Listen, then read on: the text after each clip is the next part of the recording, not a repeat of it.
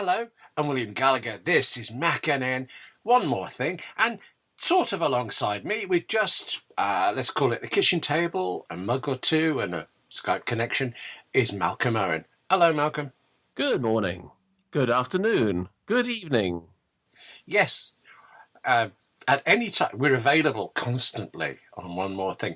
And now that you're available, I'm going to be wanting to pick your brains, because I was away, and I'm back. And I have questions, some about news that I know you about, some about some products, and of course, as ever, I'm going to be asking about your thingy of the week.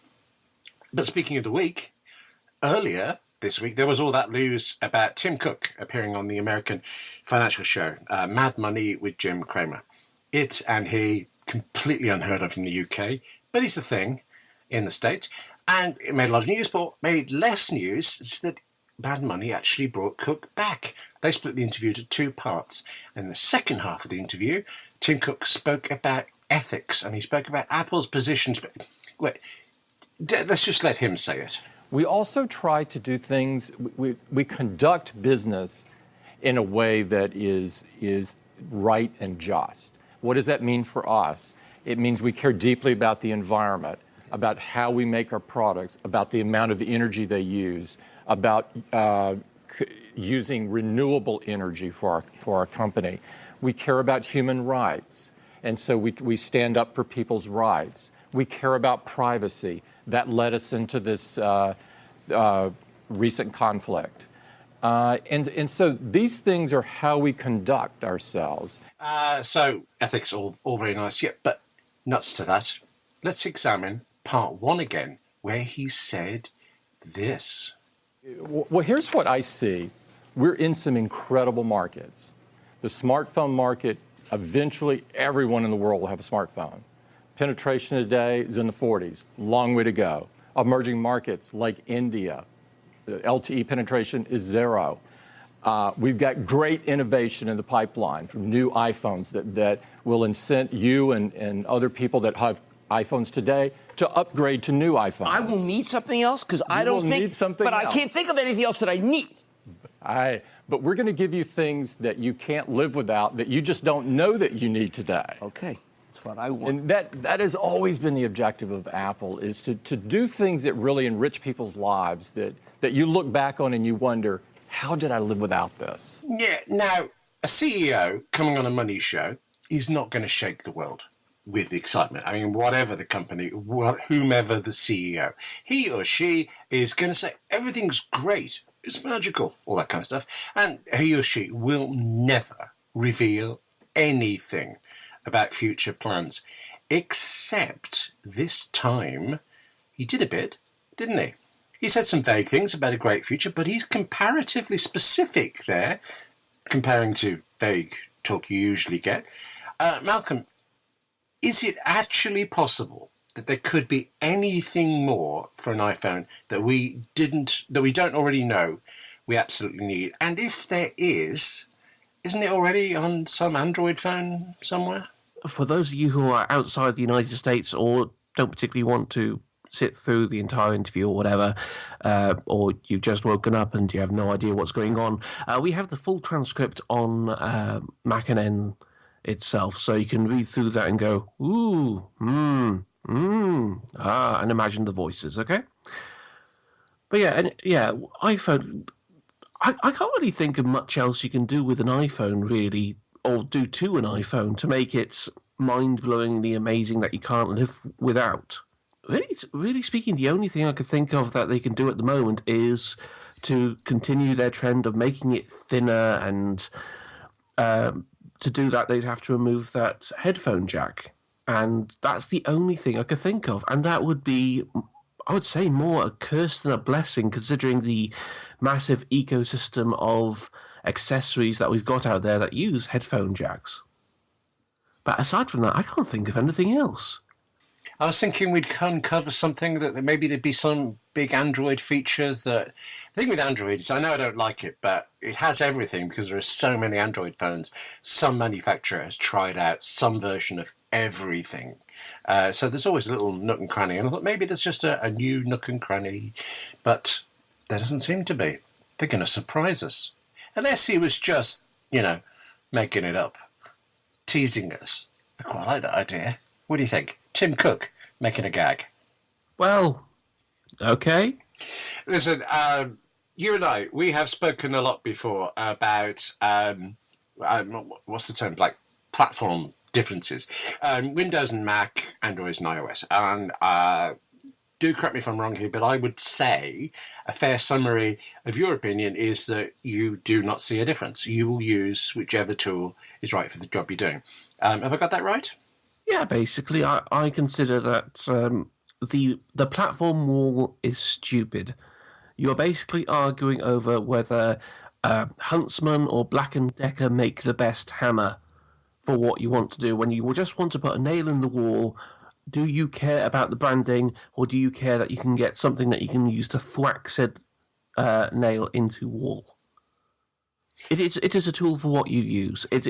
We are arguing over not the actual task itself, but over the minutiae associated with said task. I like that thought. I like that idea. I would like to accept that argument. I just think if I buy a Microsoft hammer, I then have to buy Microsoft Hammer 2.0 to get it to actually hit the nail. That kind of thing. I just don't have the patience, right, for Windows or Android, and I think that's a big difference with us. I would have argued then that Steven Sinofsky would be completely on your side. In fact, no more, he wouldn't be on either of our side, would he? He would be a Windows fan because this guy is a former president of the Windows division at Microsoft. I don't think you can get more PC than that. And yet, he's just written a really rather interesting piece on Medium about moving to an iPad Pro 9.7 inch. If you go on medium.com, it's a piece called My Tablet Has Stickers. Now, Malcolm, this is a Windows guy. He's moved to tablets. Specifically, he's moved to the iPad Pro 9.7 inch. I'm not one of these people that thinks you must make a choice. You must replace your PC with an iPad. You cannot ever go back and things. But I'm also conscious that you have an iPad Pro 9.7 inch. You're a few weeks into it now. Are you finding it a compelling working platform? I'd have to say, for the most part, yes. In terms of, it obviously depends on the actual work you need to do. I mean, if you are a writer, obviously you need a decent keyboard to go with it, but that's not an entirely difficult thing to add to it. But, yeah, I'd have to say for the most part, if you want to replace a laptop for most normal tasks that you would need a laptop for, you can do the same thing on a tablet of some description anyway, as long as you can find the right apps, the right software to actually do the same task. It's just a case of it being a slightly smaller screen, and, well, that's really about it.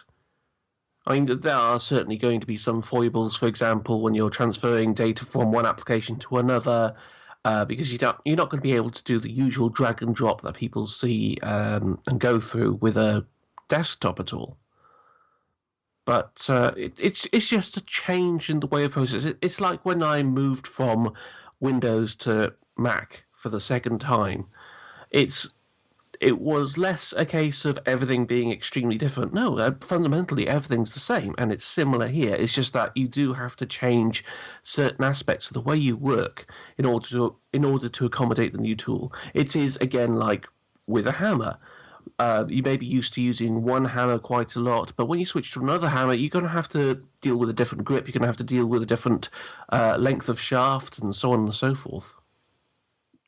You're actually making very similar points to Sinofsky, that people who are saying you can't do this or that, I mean, you can't do this or that the way you used to.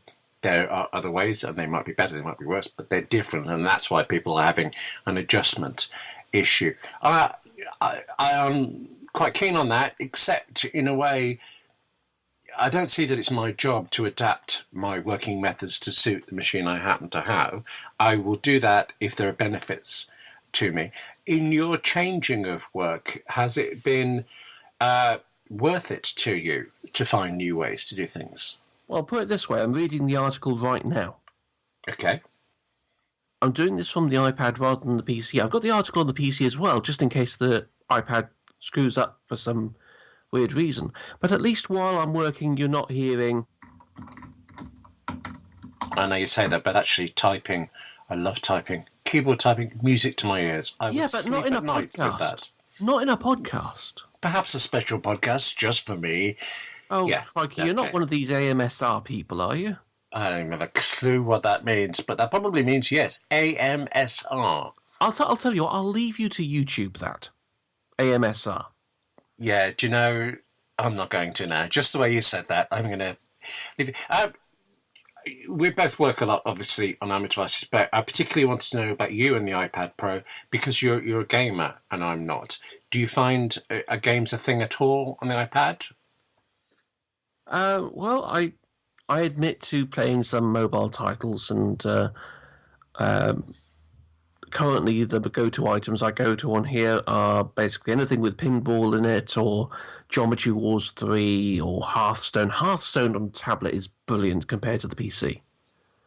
Cool. I've never even heard of it. Hearthstone is a digital card game. So right, I don't play cards, but you're a magician, aren't you? So you're very familiar with cards. Yeah, not quite in the same sort of way, but have you heard of Magic the Gathering or Yu-Gi-Oh or Pokemon? Oh, Pokemon! Finally, one of those. Yeah, aside from the video games, you also have a card game element as well, where you can buy cards, collect them, build a deck of cards following specific rules, and then use them to play against another opponent who has got a similar deck, using numbers and rules and other things, and someone wins and someone walks home crying because they lost or whatever. Wow. I'm guessing that's what happens in schoolyards nowadays. But yeah, in terms of gaming, I'm limited as to what I can do. I'm not going to be able to play Call of Duty on an iPad. I could do if they eventually put mouse support in there, but I'm not going to be playing Call of Duty. It's a different format of game, that's what. We're going off into games and things because I always do that to you. I don't know how I get so interested. You're very convincing about games, and I go off and not play them. That piece by Steven Sinofsky on Medium.com, it's called My Tablet Has Stickers. And the point of his title is, because he's now moved to his iPad Pro permanently, he's put stickers on it. It's like marking territory or something. I find this an utterly abhorrent and repulsive idea. Apple fans have been mocked for stickers. I think for 40 years, Apple has been including stickers in the box, and for the 30 that I've been using their stuff, I've been chucking them over my shoulder and never noticing them. I do remember actually that being a question when Apple moved over to Intel, people saying, will you have to have those stickers? Because there's some contractual reason why PC manufacturers have to have it. And I can't remember Apple's official wording, but it was basically not really likely to happen, shall we say. Stickers. Okay, hang on. Stickers on everything. Okay, if you must, fine.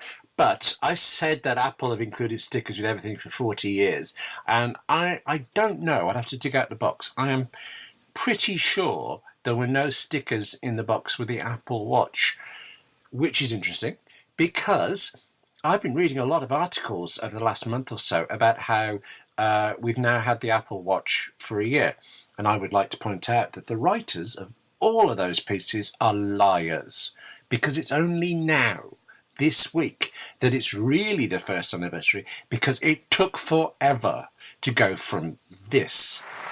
We love to make great products that really enrich people's lives. We love to integrate hardware, software, and services seamlessly. We love to make technology more personal and allow our users to do things that they could never have imagined. We've been working incredibly hard for a long time on an entirely new product.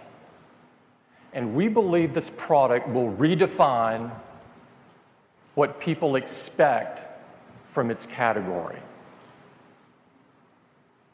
I am so excited and I am so proud to share it with you this morning. It is the next chapter in Apple's story, and here it is. It took so much longer than that sounded. From here it is to here it is on my wrist. It was a month, 6 weeks. I actually remember sitting at this desk where I am now, in front of my iMac. My iMac, Safari was on apple.com, and my iPhone had the Apple Store app open, where I was waiting for, was it 8 a.m. UK time when pre-orders started? Yeah, because I had both screens ready, I was prepared. I think even MacNN had a piece advising that if you were in a hurry. Had them ready. I knew exactly what I wanted. I was buying one watch for me, one watch for Angela. With all of this ready, I swear to you, I got my pre-order in within at most the first 40 seconds after its availability, and I still didn't get the watch in the first batch. Now, here's the thing. I don't think I can argue that rushing like that, getting in 40 seconds, was exactly sensible. I mean, now, give me this. I did actually already have a commission to write about the watch for a book, and obviously I knew I'd get to talk to you about it on a MacNN podcast a year later. I was just, prepared. But I think I have to admit, that morning, I was an out-and-out Apple fan. Fast forward this year, and I'd still say I'm a fan, but I can't make myself insist you join me. I actually can't give you one compelling reason to buy the Apple Watch. And yet, this is what Tim Cook said. Guy was right. I now I've got it. I cannot fathom how I lived without it. And I'm truly surprised that it's only been a year. Malcolm, I think of you as the more discerning one of us. I like to think that I look for what can I do with something, but I didn't hear. And I know I think you look much more consistently than I do for functionality, for features, for specific things. Quite logical analysis of things, which I lack. Given that you don't have an iPhone, so you can't actually use an Apple Watch, does the Apple Watch have any appeal to you at all? I have to say, well, it does have some form of appeal, but it's, even if I had an iPhone, it's still not something that I would consciously want to go out and get, given my current lifestyle. Is current lifestyle a euphemism, like it would be for me, the amount of money? I mean, I thought the watches were expensive, but I already had the phone. Well, actually, it's only partly. My core problem is, as always, if I wear a watch, I will kill it within a month or two. Expensive. Yes. I see your point. So that for start would make it fairly expensive. Listen, you haven't got a watch for very good reasons. Lots of people don't have it for very good reasons. You do keep hearing that the Apple Watch is a flop, but I think actually it seems to get everywhere. And most recently, everywhere included it playing a slightly unbelievable part in an episode of Unbreakable Kimmy Schmidt. Now, I mentioned this show before because I've even made it my thingy of the week, and I was an Apple fan 5 minutes ago. I'm a Kimmy Schmidt fan. Now, I want to rush up to you with a great Apple gag. Actually, the show often mocks Apple, and I really enjoy how they do it. But just so you can hear this one, because it's on Netflix, I can't just say tune in Tuesday nights. I have to recommend you pay money to go get it. But let me play you the joke that just tickled me so much. You need to know, previously, Kimmy Schmidt and Gretchen were kept prisoner. This is a comedy, I promise you. They were kept prisoner by a cult for 15 years and have only recently got out. Now, while Kimmy has been doing well but oddly in New York, Gretchen has found another cult to join. She's now in cosmetology, and naturally, Kimmy wants to know, how do you go from one cult to another? First, I got a job at the Apple Store. You know who loves that place? Horses. Oh, no, not the Durnsville Apple Store, the computer one in Indianapolis. It was wonderful. It was white and clean, and we all dressed the same. Sounds like your brand of strawberry jam. Oh, definitely. Every day we would meet in a giant glass cube, and I gave the geniuses all my money in exchange for this magic watch. And then they excommunicated me for eating Cheryl's yogurt, and that's when I found cosmetology.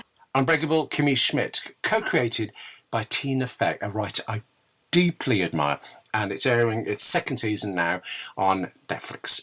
Now, Malcolm, I have a magic watch, but I don't think you have, and you don't sound like you're ever going to. But I think you do. In fact, I think you must have some of what Time has said this week are the most influential gadgets ever. Am I right? Yeah, Time magazine, came out with a list of the 50 most influential gadgets of all time. That's all time. The pencil, the wheel. No, they're not gadgets. Those are inventions. I think what they're referring to as gadgets are actual products that have been released as a product as opposed to an invention. But anyway, with the list, there are, funnily enough, 50 items. Apple makes up a full 10th of the list. 10% of the list for Apple, one company. Yeah, there are 5 listings for Apple in the entire lot, and I can't really see anything that's remotely close. I mean, IBM has a few, but Nintendo has a number of listings as well. But I think the biggest performer there is Apple from that. Apple takes the first spot, the third spot, and the 9th spot. Top of the list is the iPhone, beating out the Trinitron screen from Sony, which it first released in 1969. And then in third place, there's the Apple Macintosh. Fourth is Sony Walkman. And then the IBM Model 5150 in fifth place. The 5150. They had them in Hawaii, didn't they? Sorry, I've never even heard of that one. Sorry to talk over you there. Yeah, the other item in the top 10 is number 9, sandwiched between the Kodak Brownie camera and The Hitachi Magic Wand. Okay, I don't know what that is. It is a personal massager. A personal what? I'm just not getting the word there. Massager. It's a personal massaging device for massage purposes. Which I think they only really included that as a personal massager, just for controversial purposes only.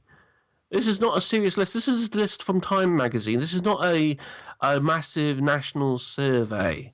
This is a bunch of journalists from Time going, hey, do you remember that device? Hey, do you remember that device? Oh, we better do a little bit of research. I don't think this is a be-all and end-all list. It's nice that Apple's topped it. But this is a list made up by a bunch of people in a room with a load of coffee who are shooting the proverbial with each other.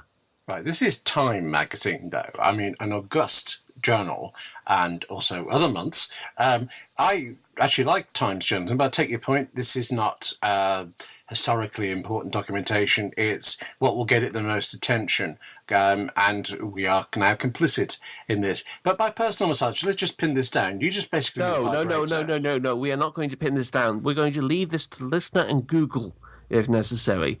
I'm not going to. You know how I was saying earlier about the YouTube that? Yeah. Yeah, this is something that's far beyond you YouTube that. This is something you do not YouTube. Really? Oh, okay. Trust me. Right. Let me save you a YouTube trip then. It's a vibrator. No.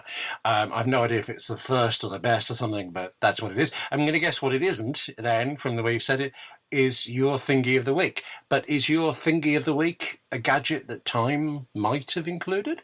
No. Okay. But you got one, right? Yes, it's something you may be extremely vaguely familiar with. It's actually a keyboard. I have heard of keyboards. I have. You may be very familiar with it because you sent it to me. It's that keyboard, yes. Sorry, I should explain that. I have a lot of keyboards. I like keyboards. I like to give people keyboards. And I take it this means you like it. That's great. Oh, pleased about that. I mean, just to be clear, I have an iPad Pro, but I do not have the smart cover with the built-in keyboard, partly because I think those things are phenomenally dumb, because you don't have any sort of scissor action, you don't have any sort of... I love typing with tactile feedback, and you're not going to get that much of it from a cover, unless you have physical keys, and then it just looks ugly. Rather than the thin membraney stuff that you get with a cover. And And also the fact that I don't particularly want to spend £130 on a keyboard cover, because I am not immensely stupid, especially when you can't get it in the British format. British layout, where you have the pound symbol and a few other things. Yeah, absolutely. I find that just astonishing that it's still not available. But when I had this quandary about getting hold of an app, I was tempted to get the Magic Keyboard. And yes, if only so I can have a keyboard which was an actual, proper, genuine, legit keyboard and not a mobile and inverted commas version.